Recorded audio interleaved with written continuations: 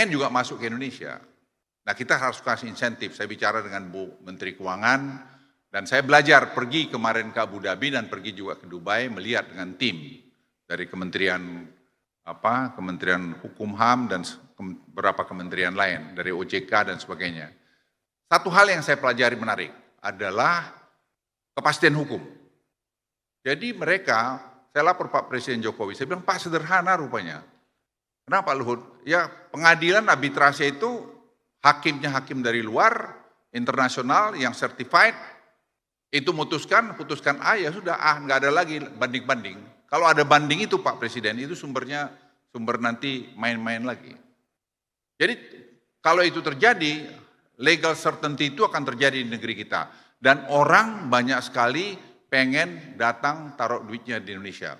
Bukan kita tidak dapat untung, ada untungnya, paling tidak uang itu masuk dalam sistem keuangan kita akan memperkuat tadi cadangan devisa kita juga. Yang kedua, juga dia harus investasi, dan investasi itu Bu Ani kasih pajak, kasih lapangan kerja dan sebagainya. Jadi saudara-saudara sekalian, sebenarnya banyak sekali modifikasi-modifikasi yang kita bisa lakukan untuk ini. Dan kemarin saya ketemu dengan beberapa profesor dari UGM, saya makan pagi di Jogja.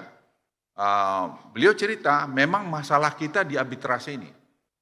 Dan ini harus kita perbaikin rame-rame kalau kita mau negeri ini bagus. Jadi orang bilang common law. Saya bilang apa common law? Ibu Ani udah bikin di sistem keuangan kita ada trustee, itu juga bisa masuk ke sana.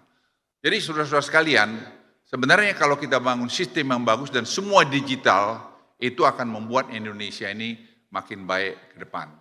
Dan saya senang hari ini kita sudah luncurkan untuk timah, sebenarnya agak terlambat, terus terang kami itu sudah, Deputi saya Setok itu sebenarnya sudah saya dorong untuk meluncurkan ini kira-kira berapa bulan lalu, tapi ada berapa macam sampai kejadian yang korupsi yang timah itu, dorong kami mempercepat proses ini, dan hari ini saya pikir sudah bisa luncurkan. Dan tadi saya tanya, Tok baru bilang, Tok ini bisa berapa kita dapat lagi Bu Ani uang? Hanya dari royalti kita bisa dapat 5-10 triliun, hanya royalti tidak bicara pajak. Jadi Anda bisa bayangkan semua kalau kita bikin tertib bisa hebat. Tadi saya baru disipin Bu Ani, saya bilang, Bu, ini saya ada agenda setelah ini. Dia bilang apa? Durian. Dia ketawa.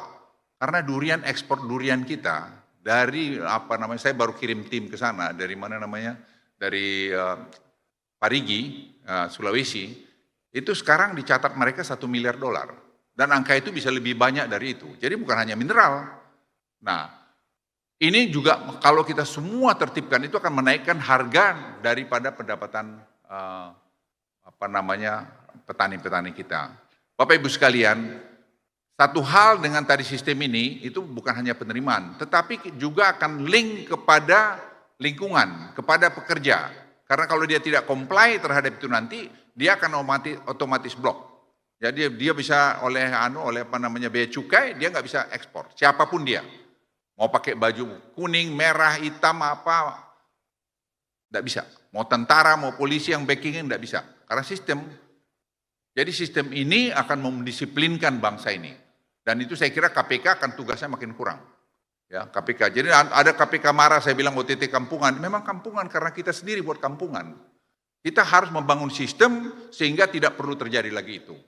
Jadi Bapak Ibu sekalian, saya betul-betul ingin kita semua bekerja sama, membangun kerjasama yang bagus, dan kemudian tidak saling menyalahkan, dan kita teruskan ini, dan saya pikir nanti puncaknya adalah di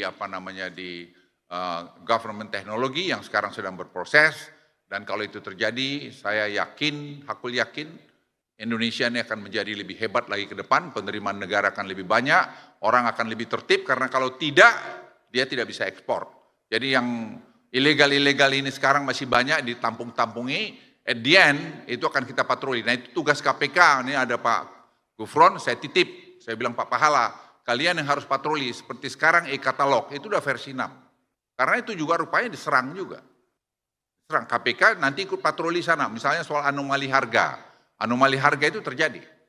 Jadi seperti ini nanti bisa nggak dipidanain? Itu kalau perlu dibikin undang-undang. Orang yang bermain-main tadi mainkan ini dipidanakan.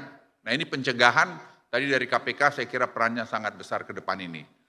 Terima kasih pada semua kita yang sudah bekerja dan kita belum berhenti, masih banyak lagi yang harus diselesaikan.